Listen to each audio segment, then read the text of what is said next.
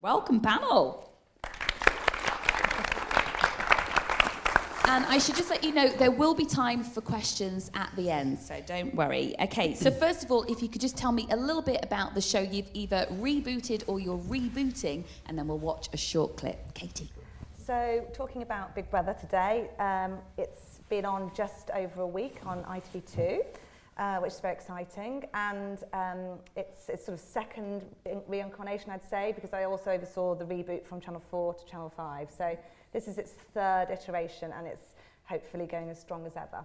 And then we've got a clip, I think, to show you in case you missed the launch. It's a little clip from the launch. In every corner, in every street, in every home, I have been watching you.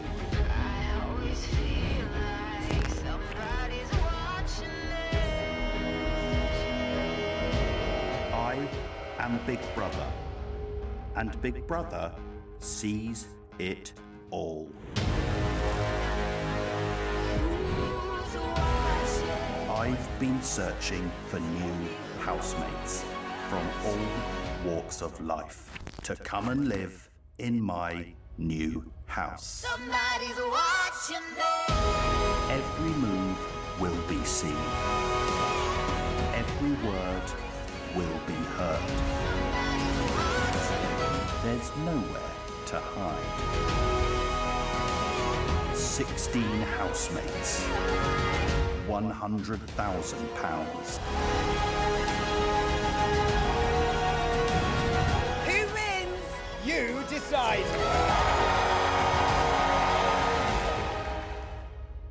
Tense, isn't it? Love it. Okay, Charlie, what have you rebooted recently? We have rebooted Family Fortunes and Blankety Blank. Family Fortunes we've just recorded a new series of. We finished last week, and Blankety Blank's on screen Saturday nights now. Tune in, guys. It's fun. Shall we take a look? Have a look. Here's a Blankety Blank clip. I love Ian Sterling. Same. He's my second favourite person from Scotland. My number one has to be blank. Oh. That's tricky. I love Ian Sterling. He's my second favourite person from funny Scotland. My number one has to be blank. OK, lights on, sleds, please. Hey, look, Laura, guess what? I don't know anyone from Scotland. You don't know anyone from Scotland? I don't know, like... That is the biggest case for independence I've ever seen. Fare thee well, my friend.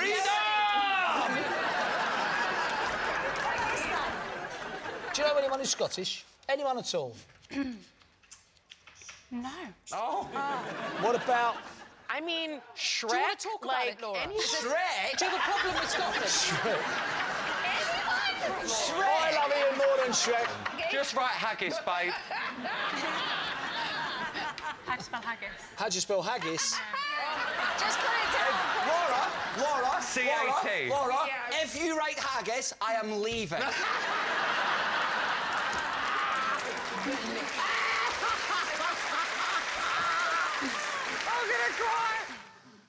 Got an nervous twitch, you see that? Love that show. And love Bradley as well. Well done. Juliet. Yes. We are very excited about this reboot. Tell us some more. We are rebooting television's most exciting physical game show, Gladiators. Yes. Here's a clip. Looks fantastic. Well done, well done. And Paul, what are you rebooting? I am rebooting, or hoping to bring about the Survivor renaissance. Survivor was last on in the UK 2001, 2002, but it's obviously been across the world in various territories, still going in America, doing very well in Australia, and for the audience, a sneak peek of the first 2 minutes of the premiere back in the UK, premiere episode, which will be going out very, very soon. Intense. So intense.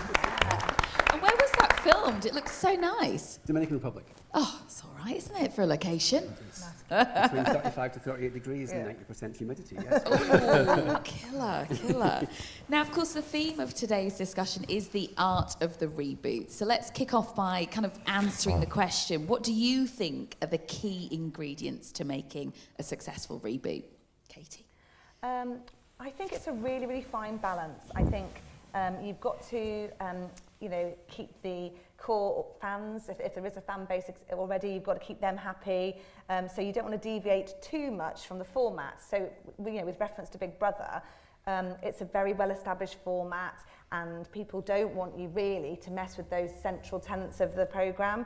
But, it's got to feel new. It's been on for a really long time. No one wants to see exactly the same thing that's gone before. So you've got to put something fresh in, you've got to put something exciting in. And, we have examined every single element of the show and thought, what could we do that feels fresh and exciting but still pleases the existing fan base? So that's what we've been trying to do, and hopefully, we'll see how it goes the rest of the series, but so far so good. Fantastic. Charlie? I agree with everything. It's about playing, people have you want the nostalgia that people love about the brand, but you also want to bring a new audience to it. So, my examples of game shows, Family Fortunes and Blankety Blank, it's very simple that there's a game mechanic that the shows work around that you don't mess with. Really, it's a simple parlour game that everyone wants to play at home and can play along. So the fundamental game is the same, and then we, like Katie, just look at all the other elements: hosts, celebrities, set, music, style of question and tone, to try and appeal to, a new, fresh audience, or give it a fresh spin. Ours hasn't gone out yet, so it might not be a success, but fingers crossed. Say that, of course it will. I think we were, when you talk to people about Gladiators, people often talk about that it was the show that they watched as a family. Yeah. And I think that is definitely something we thought, right, how do we get families back watching shows together? Because we all know that's quite rare. So, and just thinking about, nostalgia, and then those kind of who are the talent, how do you freshen it up, pace as well, because you look back, don't you, sometimes at the shows when they used to be on, thinking, I just don't remember it moving so slowly. So thinking about things like that. But I think as well, just trying to think about, people just want to have some fun and, just shut out a bit of the crapness in the world and just have some, lovely, entertaining television. So just how do we do that? And how do we bring families back together? Well, the arena looks amazing. Where's that filmed? Sheffield. Oh, no. Yeah, not Home of the Game. You lucked out. No, Sheffield actually was brilliant. And just also things like, you think about a show like Masked Singer and the take it off. When you think Gladiators was doing that with the audience, where everyone was shouting out. So it was nice that when we made the show, people weren't sort of sitting there thinking, well, we don't do shouting anymore. People were still shouting. It's very exciting. Yeah. It's very tribal, isn't it? Yeah, but that kind of, that sort of very shout. Tribal. I like that, Paul, but bum. I think for us, the difference between, I agree also with what Katie said, but there is a similarity between Big Brother and Survivor. It's like, big cast, there's eliminations, all that sort of stuff. But the difference with Survivor is that not everyone in the UK will remember it. And even if they do remember it, they're remembering it as this kind of quite earnest social experiment. In 2001, 2002, Mark Austin was a news presenter and he hosted it. And it's very much like they'll live and they'll do all this and it'll all be very intense and hard. And then since it's been off the screen, it has evolved across multiple territories and came back in Australia in 2016, and it's a much bigger, more entertainment-based game, psychological game, physical game than it used to be. And so the trick for us has been new audience, introduce them to the format, but also bring them into a format that is a bit more contemporary compared to what they might remember, or indeed think it is. A lot of people think it's just, isn't it just Shipwrecked? And it's not. Yeah, very different. It's not a popularity contest. It doesn't have that vibe. It's a much more intense game. So that's what we're trying to achieve. Well, they all look amazing. I suppose what's kind of cool for you, though, Katie, is that because yours is live, you've got more space and freedom to tinker with what works and what doesn't in time for the following show, don't you? Whereas though yours are pre-recorded. Mm-hmm. Yeah, so you've got that luxury. Yeah, absolutely. And, you know, we're not sort of totally driven by audience feedback, but we do sit there on Twitter as it's going out. They hate it, cancel that. And obviously I'm aware that it's a tiny sort of percentage of people who are saying that, but it's interesting. You can sort of feel the sort of waves of what people are liking and not liking and adjust accordingly. And even if you just think we haven't quite got it right, you can tweak it. Tinker. Yeah. We obviously were aware we've had a pause on new commissions.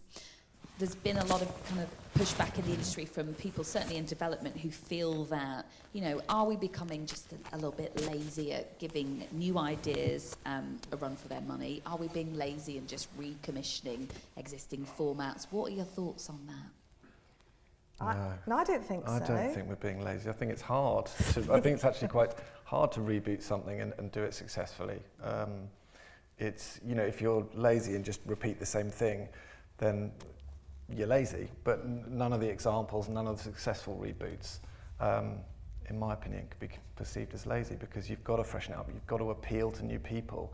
It's not, you can't just rest on the old audience, because you need to bring new people into it for it to be a success. So I think it's quite hard to get the balance right of nostalgia and freshen new ideas. I think as well that sort of any channel who's bringing back a reboot is going to get scrutinised for it. So they're going to have to, you know, it's going to have to be robust in that it's going to do them a job, and potentially they haven't got something else to go with. You know, there's a reason why they're bringing it back. And I imagine that they know that they're going to get a lot of flack, so therefore they've got to really, really believe that this is the show that they want to make. You know? And I imagine you bring your best people in to make sure it's a success. Yeah, I hope so. Yeah. One of them my best mates, so. Yeah. I don't think Survivor got its fair chance back in the day. I mean, it's interesting because like Survivor didn't do quite as well on ITV as they expected, and then sort of went away. And then into that ether went I'm a Celebrity and The Island and Shipwreck, like I mentioned. They all sort of filled this vacuum of adventure reality shows set in tropical locations. And now it's time to go, well, let's go back to the big bang of that and give the British a chance to, give a British cast a chance to play this game and give the viewers a chance to have a look at it with the British cast. I was just going to say that also, when you're thinking about the audiences, when Gladiators, I think, has just celebrated 31 years since it launched on ITV. So, I mean, lots of people won't remember it first time round. But if you think about the world, or Britain, and the world of fitness, everybody now has some kind of comment on exercise. You either do it, you feel bad for not doing it, you think you should be doing it, you're worried about your health. You know, it's much more of a kind of, you know, fitness plays a much bigger part, I think, in people's lives than it did 31 years ago. When if you think about the Gladiators, all the men were like Arnie, yes, and all the girls had really long flicky hair and did gymnastics, and you didn't feel like that you were like them or could be like them. I think now the audience is different. So actually, sort of think, well, maybe there's a need for a show that does exactly, you know, that kind of delves into fitness, because it feels more right maybe now than it did then. That's potentially. So right. Yeah, it's so right, you know. because you think of the culture, especially on Instagram, and the wellness and the fitness. Yeah. Like, it's huge around the world. So it's quite relevant now, more so than it was then. I mean, I keep saying things like this, and of course, you know, we don't know. But we're hoping that it's more relevant. We don't know. Yeah, we don't know. We don't know. And one other thing I would just say, actually, I really don't think it is lazy, because I think it's sort of, isn't it just for the preservation of linear broadcast, really? Because I think, you know, there's so much choice there for viewers now, and everybody can just catch up on stuff. You know, you're not really propelled to sit and watch things at a certain time. And I think what the broadcasters are trying to do is drive people to sit down, family viewing, shared experience, live TV, and I think, and obviously you can catch up on them still, but it just makes it really exciting to watch it in a traditional linear way. So I think it's not lazy, it's just trying to sort of keep the industry galvanised, really. And it's also really good from a press perspective and commercial perspectives about money flowing around. It's better for sort of commercial sides of things, people and sponsors of programs, advertising. It keeps the money sort of flowing through the industry. So I think it's sort of sensible and a good decision, not lazy. I like that you're flying that flag. It's important, it's important. What do you think why do you think there are so many big shows returning at the moment, though? Because I'm very excited by all of your shows, but it does feel almost cyclical that they're all coming out at the same time. Is it that your schedulers just have the same strategy? No, I think to Katie's point, I think, it is difficult to cut through with new shows and new ideas and get those younger viewers in the family environment that everyone's talked about. And so, big brands and big shows are a way to do that. And I think the bigger picture is when you look at commissioning in general, actually the reboots are a very small percentage of what they're commissioning at the moment, in truth. It's sort of the press and headlines because they're such huge brands that these guys are all making. But the reality is it's still, I think Kate Phillips said it's 1% of the BBC commissioning is Reboot, so it's still a small dot in the and the fact that we're sort of having a platform to talk about reboots, made something new last year, and people don't talk about it. So you don't get people don't talk about it. Not as many people watch it, and then everybody loses their nerve with the new stuff a bit, really. It ties back into that press point, really. People are interested to see what you do with a reboot more than they are in something completely new, because they don't know what they're going to talk about yet. Paul, can you talk a little bit about the production techniques that you used in Survivor? I mean, I think you'd said earlier, like, what was different from the 2001 Survivor to 2023 Survivor, and it's things like WhatsApp. That's how we communicated, because there's multiple locations across various mileage, and a Starlink at the location just so that we could actually get in touch with each other. So we didn't have those. Toys, making things look beautiful, like Ronin cameras to get those slow-mo shots, and drones to get those incredible shots of the boat and everything. So that sort of stuff, but in the actual sort of ins and nuts and bolts of how it's produced is not that different. Okay. Charlie, is it very different when considering a game show reboot to, say, a reality format? Not hugely, but only in, game shows are built on a game show mechanic. Yeah. And so if the mechanic is good, don't mess with it, basically, because that's the most important thing. And often they're very simple. The best game mechanics are really simple. And so you look at Family Fortunes and Blankety Blank, you can play along at home, and we would never mess with that. No. Whereas reality formats, I suppose you can tinker a little bit with, little format bombs and things along the way. And this one's for Juliet and Katie. So how hard do you think it is to sell a reboot to commissioners who are all looking for the next big thing? Well, it's hard. I mean, we were talking about it's hard to get any commission ever.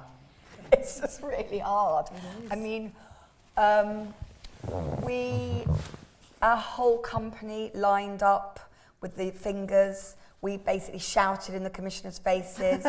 We played the music. They marched up the stairs. They had to punch through paper like they were a gladiator. I mean, I mean, it's like anything. You want them to be excited. You then go into all the reasons why this is right for now. You talk about fitness and, you talked about Instagram and stuff and wellness. It's massive. You talk about, you just go through it like we pitched it like we were pitching a brand new idea. In any idea, you just have to go for it, don't you? And just bring as much to the table as you can. So I think it's just as hard. And because they're probably worried about the fact that they know that if they're going for a reboot, they're going to be probably scrutinised more for it, then you've got to give them even more reasons to go for it, I think. Yeah. I think I agree. It's so hard to get anything commissioned, But I do think it's a lot easier to get stuff that's a reboot commissioned, because I think people can imagine it, that, you know, I think they're taking such a risk on a new idea. They just, you know, I just think for all the aforementioned reasons as to why I don't think it is a risk. It's a sort of, it's a sensible decision. It's a business decision, you know, and I think, you know, I think it's either sort of a reboot or perhaps a format that's worked internationally somewhere else is very appetising for the broadcasters. I think they like to see a track record. People just want a bit more certainty, a bit more confidence, and sometimes that you get that more when they know the show already. I think what Katie's highlighted as well is that basically everybody's looking for guarantees. Yeah. So it's a reboot, or it's an acquisition from, it's a format that's been optioned from somewhere else, or it's your talent, or it's the talent and it's the reboot, and you know, it's never as simple as here's an idea. You have to find so many different parts of the jigsaw puzzle to persuade you know, a commissioner to go for it. And for people in the audience who, you know, are exploring different shows from around the world, is it a case of, you know, them going to their development team with an idea of, you know, saying, literally, I've watched this show, it's really cool in Korea. Could this potentially work, you know, if we reformatted it for a UK audience? Is it that straightforward? Sort of. Yeah, yeah. I mean, not quite, but because it depends who owns the IP and all of that. But in terms of spotting shows from around the world, that's really important to do. It, you know, that feeds ideas. Or entire shows or whatever, but that's of course a good thing to do. Because a lot of people don't realise, do they, that The Masked Singer is based on a Korean format, the same with Tashiki's Castle, all of these shows. Apparently the commissioner at Fox watched it in a Thai restaurant with his kid, and was like, what's that? Ah, see? Yeah. Wow. And there you have it. And now we've got Squid Game coming as well, you know, all these things. Okay, and you touched just briefly on IP. Are streamers interested in older IP in the non-scripted space, or do they want new IP which they can have more ownership of, from your experience? Streamers? Because I imagine my experience is control. streamers want control of the IP and formats generally, and there's not a lot of budging.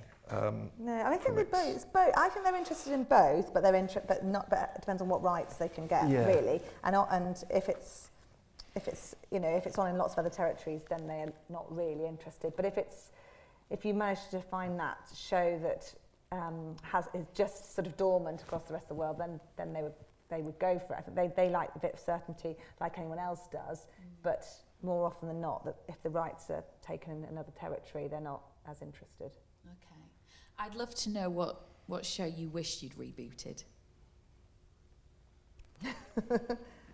I wonder if it's each other's. I'm very jealous of Gladiators, I have to say. Yeah, I mean, the Gladiators is just to say, it's not ours. So it's an example. I think if people are here and they're thinking, oh, well, what happens if we don't have a show like that? We didn't have a show like that. It's not our show. So it is possible to bring back someone else's. And that's really encouraging. It is, it is. But I would bring back the Swan. Oh my God. Which, I don't know, do you remember the Swan? I do. Oh my God. Tell me about the Swan. No one would bring it back. Tell us all about the Swan. The Swan, I used to just love it. It was a format, they did an American version and then they did a UK version. She did. I imagine they'd think that it was morally wrong to bring that show back, but basically it started with women. I don't know if men came into it, but it was women who just were really having down on their luck and often maybe were, you know, not looking their best. They probably smoked 40 fags a day and maybe some of their teeth had fallen out. Unhappy with their lives. And they were really unhappy with their lives. Appearance. They felt like shit. They thought they looked like shit. And the production company of the show would whisk them away. And from their friends and family, they wouldn't see anybody for 6 whole weeks. And their friends and family would be gathered. And the bandages would be on it sounds like 10 years younger. And they looked like a Kardashian. I'm not even...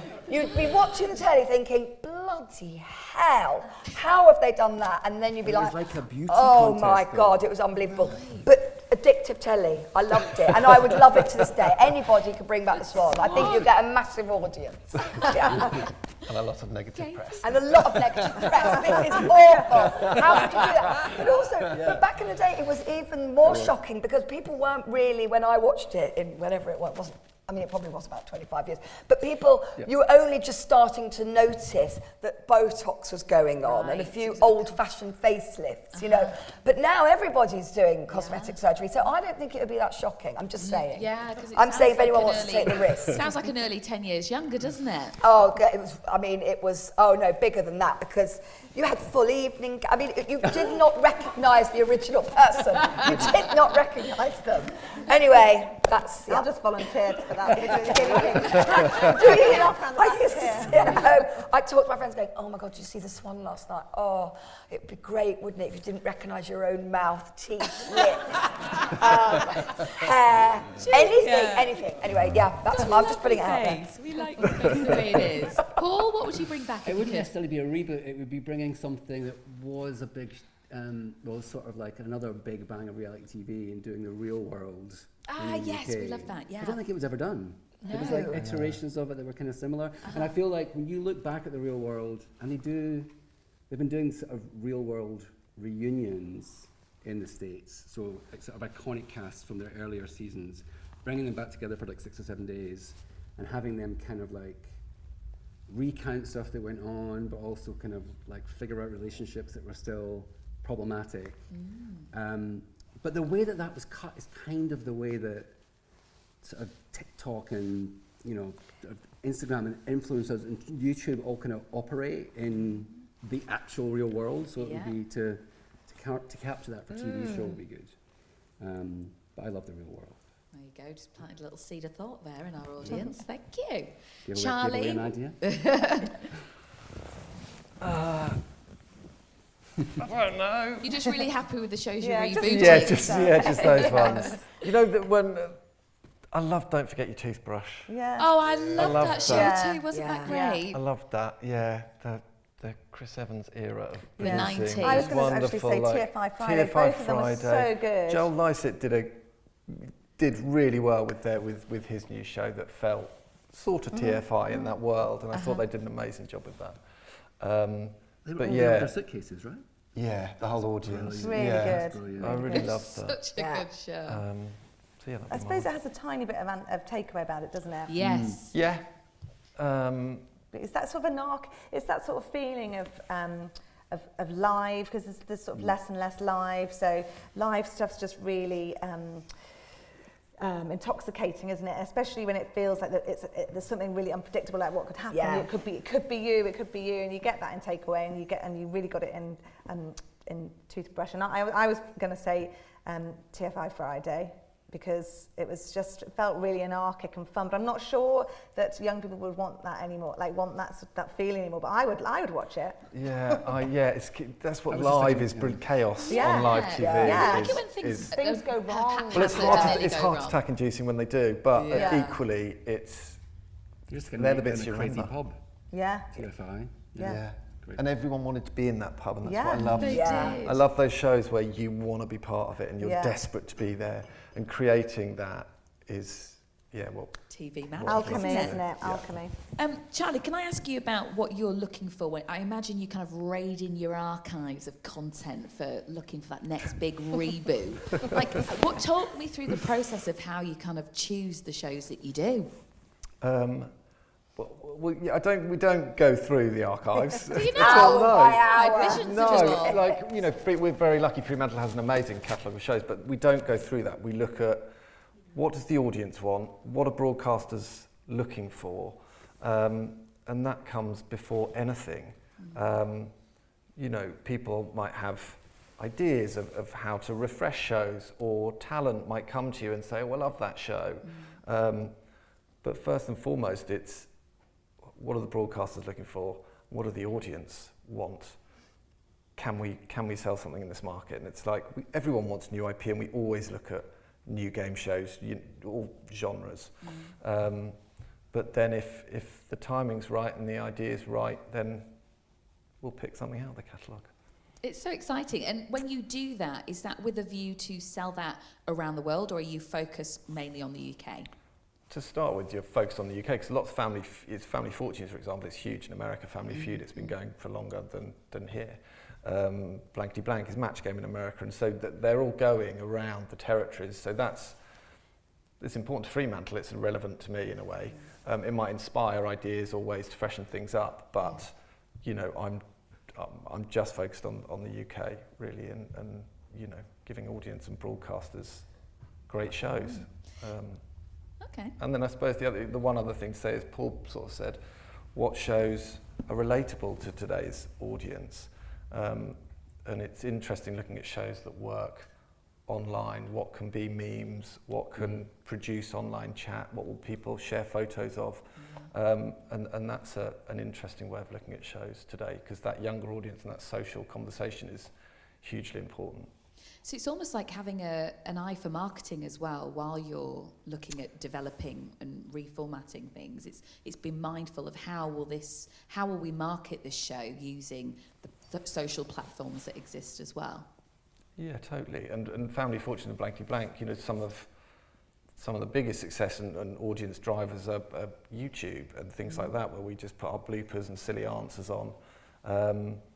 And that gets people talking about it and gets people excited about the show. So, yeah, in today's world, you've got to think about that. It's not just about what you put out on telly. Can I ask you about the process once you've decided to reboot a show? Talk us through the whole thing, because I think we should never assume knowledge, but everyone's fascinated to know. The process from when it gets commissioned? Yeah. The whole process, Katie. Pain and hard work.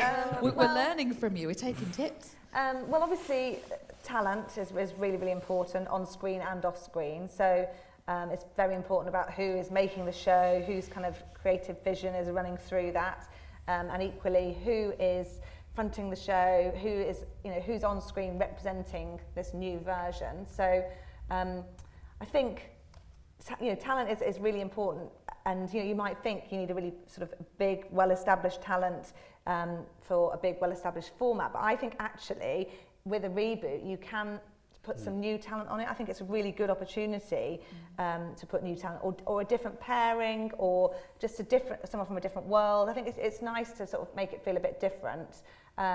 Whereas with new IP, I think you might be safer with some very well-established talent. So it does feel like you get an opportunity to put some new faces in there.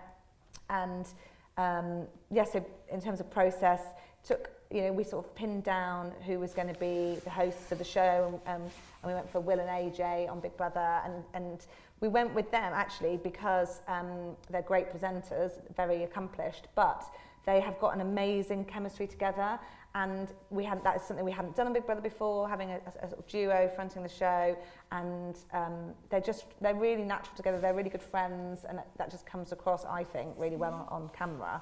And then obviously you just have to, like we sort of touched upon earlier, you're looking at everything. You're looking at music, graphics, and the cast of the show on a show like Big Brother is everything. Like the cast is everything, and that it's just alchemy, and you can really, really sort of analyse and see what way the cast are going to go. And we had tens and tens of thousands of applications, and we watched through every single one to see who just felt, I think ultimately who feels authentic, and that is a really overused word, but people just want, on a show like Big Brother to really connect with the cast, whether you like them or you don't like them, and you have to sort of be able to identify, and so that's a very painstaking process, and takes a while to get that right. And then you can fight.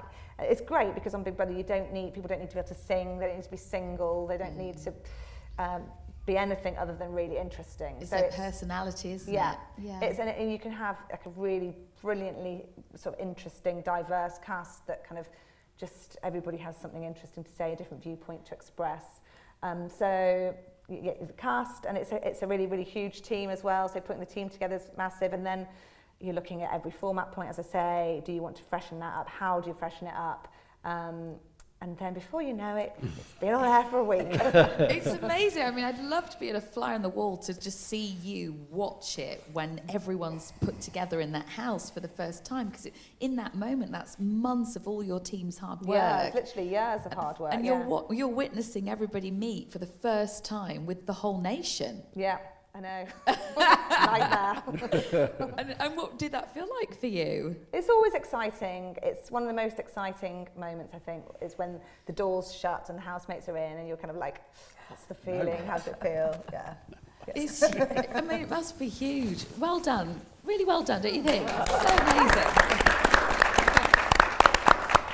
Juliet, let's talk about Gladiators, because this is a show that so many people know and love, and for the new people that don't know what to expect, I mean, I suppose in some ways it's quite risky because it's tribal and we need to connect with the gladiators that we won't know. So talk us through how you put that all together in the casting. I mean, first of all, lots of people loved it. I loved the show, the original show, so much that my boyfriend at the time, I entered him to be a contender. You did? And I went to the tryouts and was so gutted that he got down to the final three. The final three had to just hang on a rope, just hold the rope, and he fell off. It's just like, oh my God. So I think I've just, for me, thinking, oh my God, we're bringing back Gladiators, so exciting. But the world of fitness and health is completely different. And also just the genre, the superhero genre is so big. And if you think about superheroes and how they're outsiders, aren't they? They're all really, really different. So it was more like, I think rather than thinking about the gladiators as they've all got to be the same, we wanted to kind of have the real life Avengers. How are they all different? And how can children be at home going, oh my God, she's like me and I look like her? So I think a lot of thought went into having this really different looking group, like the real life Avengers. I'm so excited about the Gladiators. I mean, you can tell, can't you? Yeah. I just hope that we've brought together a group of people that people are really excited by, and they are all so different. But then there's some things, like you say, that you want to hold on to. That say you want the baddie, you want the modern day wolf. Yeah, the modern day wolf. You want to have the ones that you're like, oh my God, wow. They almost they don't look sort of like they're human. You want to make sure you have that as well. But yeah, lots of thought went into their differences rather than their similarities. Whereas I think the original Gladiators, they were all quite similar in that, And so it's based in Sheffield. So Sheffield Arena. With an audience of how many people? So I think there were 3,500 in the audience? In every show. That's amazing. And what was amazing is we knew we did it during half term, most of the records. So we wanted to make sure that there were families in the audience, but you're sort of thinking, they're not going to know who anybody is. Yeah. So it's just going to be a bit like... Well, they came with banners, they were screaming their names. I mean, I couldn't believe it. It was sort of, welling up moments and, oh, wow, if this can translate to TV, it'll be brilliant. Yeah, the records went really well, and everybody, the feedback we got was people just felt really, really excited to be there. Shouting, buying fingers, and we sent a spy from our development team Did to you? go watch Did in the audience. Did they have a good time? He had the best time. Great. Genuinely, he came back absolutely buzzing about the whole thing. It's fantastic. It really is. It's great to know. You're able to recreate that energy and excitement when no one knows who these people are yet. I know. They'll become really liked and popular. And so that was the cast, but then the presenters and Bradley and his son Barney. So we'd been making a show with Bradley and his son called Breaking Dad for ITV. So we knew that you're always looking for chemistry, and you talk about AJ and Will, you're always looking for chemistry. Obviously Bradley knows what he's doing, and we could have gone with somebody completely new. But Barney has never done the job of hosting a massive entertainment show before. So that is a risk. It's a big gig. And just because they get on really well as father and son, it does not mean that they're going to be able to host a show together. But he was brilliant, and also he brought out a really different side to Bradley. And also the reason for them working as well is because Donna, Bradley's wife, used to be the choreographer of the original Cheerleaders. Bradley was a celebrity contender, and Barney used to be sort of pushed around in his pushchair. So we were just like, oh, it just feels really family. You know, that kind of family thing was running all the way through it. So they felt perfect, and they did such a brilliant job. So they already had that connection with the Yes, show. yeah. I love that. And so they came back and now they're fronting the whole thing. That's it, yeah. It's so fantastic, isn't it? I could chat your head off about this. Sorry, I'm a bit of a fan. No, it is. It's great. Okay, well, should we go to some audience questions? Oh, look, straight in there. You were right up there. Okay, we'll go straight up. Tell us your name and...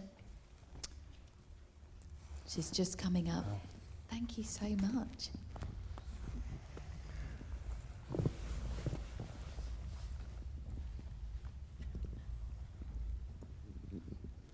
Oh, Ria, you're very kind, Ria, to call me. My name's Andrew Edwards. I'm not telling you my idea that I'm carrying around, except, you know, I've been listening to you for. Mine is absolutely super as well. But just on the rough idea, is there room as well for serious reboots, as in serious programme reboots as well? Take it very seriously, Survivor. I'm not doubting your seriousness of yours, but yours are aimed at families and everything like that, and all that. And in my head, which I've got one and I'm working on, and everything like that, which I can't share with you because you'd nick it. Simply, it's because it's the nature of. Do you think within the spectrum of media that there is places for seriousness as well as game show? I'm not saying in any way, shape or form, guys, that yours is not serious. Serious. Just different genre. Yeah. I mean, yeah, I think for sure. I mean, yeah, I'm intrigued to know what your idea is. Yeah. But yeah, sure, more factual shows will be rebooted if they're relevant and there's an audience for them, for sure, I think. Anything can be. Yeah, definitely. I think so. I mean, obviously the reason we've spoken to this is just because that's the genre that we work in. But I think the same applies across the industry. You know, if there's a brand or a strong idea that can be relevant for now, then I think it's absolutely true. Because I do think it has appeal. You know, it has appeal. It can cut through to the audience. And obviously, also I would say we're talking about reboots, but we also have got a fantastic development team coming up with new ideas. So, you know, we could equally speak to lots of interesting new ideas as well. But we're being asked questions about reboots. But I absolutely think there'd be a lot of sort of interest in that. Paul, did you want to add anything? I mean, I would just completely agree. I mean, that sort of fact ain't, even like they're rebooting dramas, they're rebooting sitcoms, it cuts across every single genre, so I think there's room for it in every genre. I've got a question here on that as well. Could there be a situation where a smaller producer who's got some really great ideas about bringing back a show in someone else's catalogue, can they co-produce it? Well, I think we're all open to ideas and being brought ideas. That's what the whole industry thrives on. So, you know, you can option formats and things, but if someone comes to us, then yeah, if their ideas are strong enough and they've got the experience, then we'd welcome them to come in and produce the show with us, for sure. We don't, Hungry Bear, it's not our format, Gladiators. We're co-producing it with MGM. And it came about from a brainstorm that wasn't about let's bring back a reboot. It was somebody's looking for this kind of thing, and you know the brainstorm just unfolded like many others had done before, and we ended up with a kind of a version of it. I think it started off with a bring Where Are They Now type. Where are the gladiators now? And how the gladiators were always appearing in the press. Where, you know, it's like, God, people are still talking about them. So, you know, we were talking about that, and then we said, well, let's just go and speak to the people that own it and talk about bringing it back. And they were very open, and I expect they're very delighted. I think I love that. You're like, let's just go and have a chat. Yeah, I mean, because you sort of think, I mean, that's what development is. Development is you're coming up with ideas and you just say, right, how do we do that and how do we get there and what can we do? And you just keep going until somebody says, no, thank you. So, we just had a conversation. I knew Don Bird, who is MGM UK. We had a great chat. He was excited at the thought of trying to work together and didn't do the thing of, oh, it's ours, see you later, we'll do it without you. I think Katie was saying that we were making shows for the BBC, so our production, we had some, we've got great producers. So, basically, everybody was very open and collaborative, and it's worked for everybody. So exciting. Okay, who's next? Oh, okay, you there. Tell us your name. Thank you. My name's Paul Barrow from a company called Trinity McQueen. We do audience research. And way, way back, many years ago, we were asked by the BBC to look at reality TV because Survivor had come out on ITV and I think was underperforming. And Big Brother had come out and was overperforming, if you like. But the reverse was true in America, if I remember correctly. I can't for the life of me tell you what we found out, but I'd love to know what you thought the reasons for that might be, because they were, if I remember correctly. At the time? Yeah, because one was, in each country, they were polar opposite. I mean, I worked on Big Brother at the time that Survivor was on ITV. So we were relatively pleased, I guess. I think it's not my theory, but it is quite a good theory, I think, that I've read and I've also thought myself, is that the reason Survivor didn't do very well is because of the previous year, Big Brother had hit so big, and the central storyline was about a man who cheated and wrote names and tried to strategize his way out to win the game, strategizes other people out to win the game. And it was such a huge story, Nasty Nick. And it was live, and it was covered by the tabloids, and it was the first kind of like big iteration of reality TV in 2000. So when Survivor came to try and sort of stomp on it, it was like, oh, British sense of fair play was out the window, because Survivor is all about strategizing your way through to winning the game, ruthlessly backstabbing people to try and get further in the game. It's a bit more than that, but that's an essence of it. And so I think that stuck really with the British public. It's the reason why it's back again, is because Big Brother was hugely popular in 2000, 2001, all the way through. So I think that stuck. And then meanwhile, you're right, the mirror image on the other side of the pond was Survivor was the big, huge, big bang of reality TV there. And when they tried to do Big Brother in its first iteration, and it was on after Survivor in that first run, everyone thought it was really boring, and people were getting rid of all the great characters, or the public were getting rid of all the great characters. And so what they did in America was they rebooted Big Brother into being basically a Survivor with walls. But now I think, with shows like, from a Survivor perspective, and sort of the reason why I think it might, sort of hopefully hit with the audience is, I think it sort of started with The Circle, where people were being a bit duplicitous in like 2018, whenever that was on. Obviously, Traitors was a huge hit last year. The difference being obviously that they're sort of put into those roles. You're either a traitor or a faithful. You don't decide to be one. So I think there's an essence of sort of those reality competition shows that has permeated the audience that means that the one that kind of started it all back in America can hopefully, fingers crossed, come and hit big here. But that's my theory why it didn't work. Although it was getting 6.8 million viewers. Wow. Which is still amazing. 31% share. Which is huge, obviously, but not at the time. Do you live and breathe the stats and the overnights? I don't really live and breathe the overnights anymore. I kind of live and breathe the reception that you get from the audience. It's so important, isn't it? I was saying to Katie before we started today, it's doing really well. Big Brother's doing so well. Mm-hmm. If you go outside and you hear people talking about it, because I think we can be very much in a little TV bubble, but it is important just to sit at a bus stop or be on a train and just listen to people talk about the shows. You really get a grasp for how well received they are. Yeah, I mean, you can't live and breathe them. All you can do is make the best show that you can do, and it can be a bit demoralising if it's not getting the ratings that everybody wants. And equally, it can be really exciting when it's doing well. But I mean, you can't be buffeted around by it. If you live and breathe it, it's going to be a tough old ride. Like, yeah, you know, you have to have perspective, and all you can do is make the best show. Think about what the audience want. You know, it's about the viewers, and I think you know, sometimes it lands and sometimes it doesn't. It's different.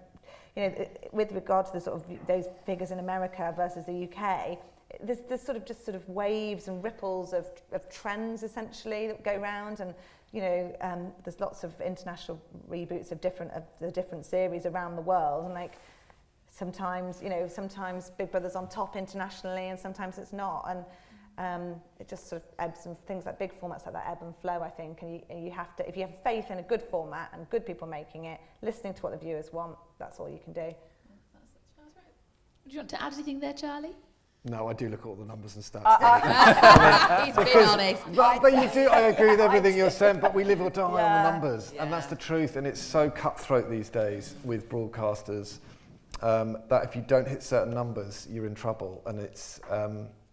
so yeah, I try not to let it take over my life, but at 9:30 every morning, I am straight on that email to see what the figures are, and then you check the 7 days, but yeah, really what is important is the feedback and the audience and things, but from a business point of view, and yeah, I want the good numbers. You're all over that. There's so much less focus on the overnights though at the moment. That, you know, everyone really does care about the consolidated figures more than the overnights. Yeah, of course, because obviously viewing habits has changed so even much. Even compared to a year ago, you know, and actually some of the Big Brother ones are like doubling on consolidated, you know, more than. So I think people really have. They were saying for a while, we can care about the consolidated. Now it really feels like they actually really do only care about the consolidated, which is good. Yeah. Oh, we've got a question here for you. What's your name? She's just coming. Hi there, Paul Craig. Have you done, you know, in the current advertising landscape, have you done any financial comparables to how much the previous versions of your formats costed versus how much it costs now? To make them, or in terms of what they're making, or to make them? And making them as well. I mean, obviously everybody's quite shady out there. How much does Big Brother cost? I don't think they'll reveal those stats tonight. The thing is, well, you know, it's really interesting when you're budgeting a reboot, because you know, sometimes when you're budgeting a show, you just, you know, you're like, oh, you just make it. Well, all you can do is really sort of make up how you think you're going to make it, and it's not the most precise of sciences, I would say. I think that's just me. Sounds like you've got a big budget to play with. Well, no, but any show, you're trying to sort of think, okay, what team do we need to make this and make it right? And similarly, when you're budgeting a reboot, you can't really base it on previous budgets. It might be less, it might be more. Obviously, you can use that as a guide for how you structure the team and what resources you need. So you do look at it, but in some ways, it is helpful having the previous ones, but it doesn't really inform what the reboot budget is. That is informed by what the channel or the broadcaster want. So actually, they're wildly differing sometimes. Yeah, I have a question from a woman. They probably look at it, the channel, and go, oh, it used to cost about that.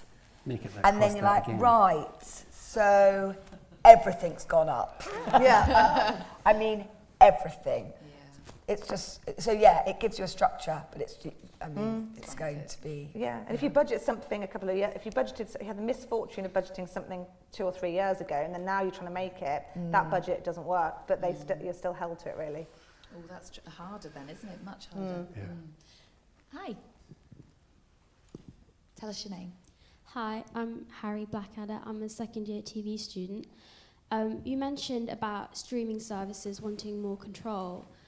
I wanted to know what you thought about the future of streaming services in TV and sort of streaming versus traditional broadcast television, and which one you prefer. What do you think is best for the industry going forward? Variety is the spice. I think I think there's definitely a place for both at the moment. I think it's clear the linear broadcasters, you look at their platforms, ITVX, BBC iPlayer and all four, and they're becoming more and more important to them. So I think they're looking to the future, for sure, that's undeniable, and are starting to move more and more into those online services, which might predict where the industry is going. But I think for now, commercially, linear TV has a huge place, and it's a place that everyone can access. You know, a lot of the streamers, the Netflix, Amazons, the subscription services, you know, are not open to all. So I think that's really important about linear TV, and we want to keep that for as long as possible, I think. It's live TV as well. You can, I mean, I know that they are looking at different capabilities. You get the different capabilities now via the streamers, but I think obviously for like anything that's immediate, like news, or you want any element of live, an appointment to view, I think that is still got the place to go for that is linear, and I hope it remains like that, because there is something exciting about having to be there and watch it unfolding. And I do think there's a lot to be said for just the feeling you get of watching a live show, even if it's exactly the same, but it's just pre-recorded. I think you do get a different feeling. And I think for family viewing, it's only relevant to a certain group of people, obviously, but it does feel good to sit down and share viewing. And I think you're sort of slightly less likely to do that on a streamer, really. I don't know why, but just you're more likely just to do it yourself and watch what you want and separate off. And I think it's interesting to see those streamers start doing more scheduled work and more live event stuff. Definitely. You know, Netflix have started doing, well, yeah, they've started the ads. But it is because when the market becomes so saturated, it's event TV that draws people and eyeballs, and ultimately it's about commercial, you know, advertising revenue, and who's watching that show at that moment that they want to know. So that's why live is so important, and I think streamers might start exploring that more and more to cut through. Good question, well done. Hi, Thank you. Hi, my name's Helen. Do you think you can reboot absolutely anything, or are there some things you wouldn't touch because A, they were so like perfect the first time, or societally The Swan. That Swan, which means you couldn't bring it back, or could you do anything? I think there's a lot. I think tastes have changed. I think there's lots of things that just would not be suitable to reboot, and I think, you know, things that we looked at talking about rebooting a few years ago, and that maybe people didn't want to buy. I think actually maybe now, or you know, I think things move quite quickly, but there's definitely stuff that is not suitable. I think society's completely changed in the last few years about what they want to watch and what they will tolerate and what they'll accept, and I think you know, TV has to reflect that. Oh, up top there in blue. Straight up there.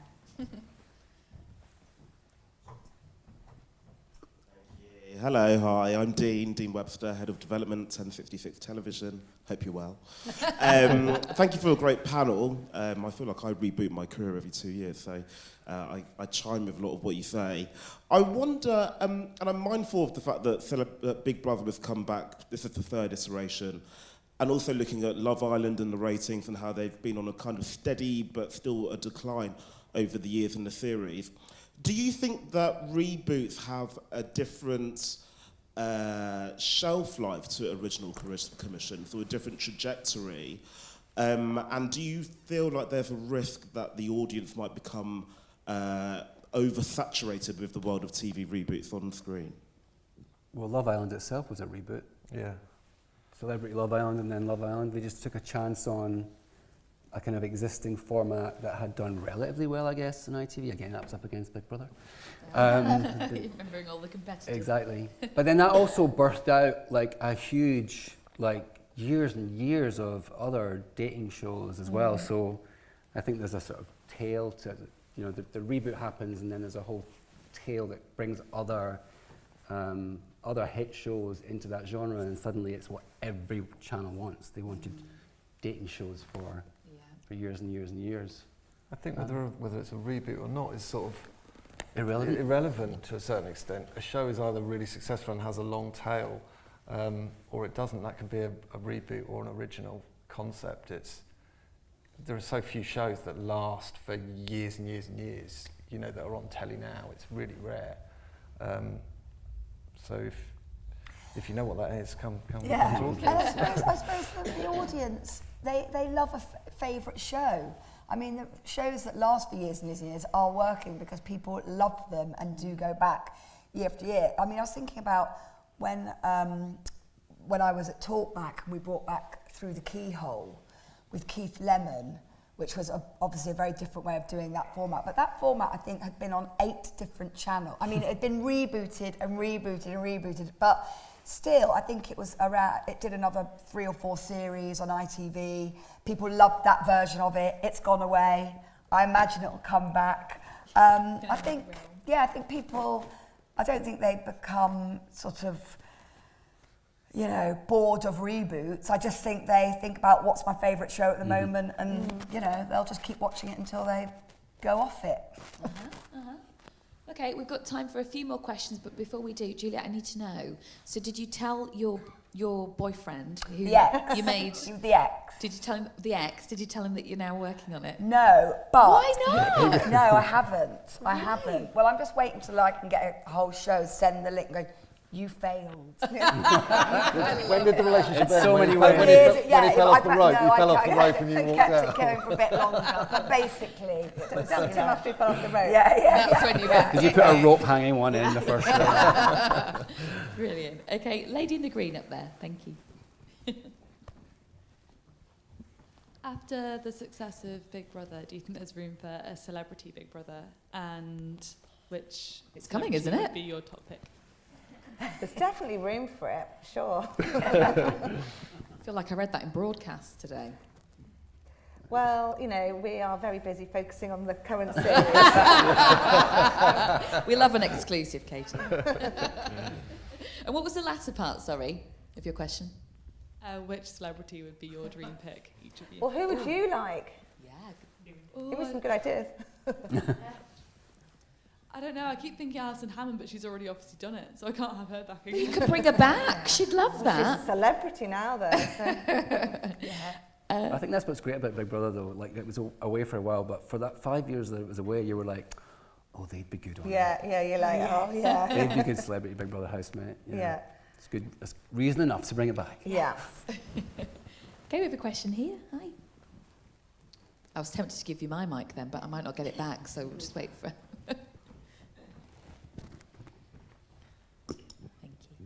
Hello, I just wanted to know, like these shows, how many of them are actually scripted and how much % of it is unscripted and impromptu?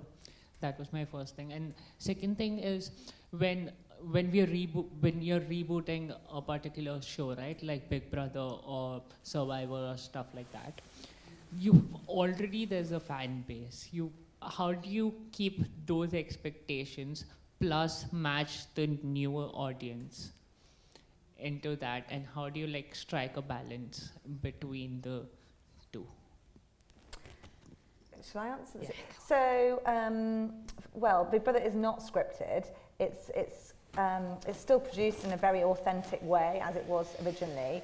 And I think, you know, one of the things we were thinking when we were bringing it back is, you know, this actually, there's been so much amazing reality around, some very, very polished, like really beautifully made in the edit stuff. You know, there's so much of that that's really good. Will it stand up? It's still quite raw. I mean, obviously, a huge amount of resources go into editing it and making it look beautiful, but ultimately, it's turned around very, very fast. You know, it's 24-hour turnaround, and it's not scripted. So things do play out more slowly, and we were interested, is that still interesting to the viewer? So, I mean, obviously the presenter bits are scripted, but we do not interfere at all with the housemates. And I just wanted to know, is rebooting much tougher than creating something new? I think, no, I think they both have their challenges. I think it's, you know, sometimes it's good when you know how something's made, but, you know, equally, you've got to really push yourself to be creative and think about how to do it differently. So I think it's always challenging and always fun, mostly fun. Thank you. Let's hear it for our amazing panel, everyone. Katie, Charlie, Juliet and Paul.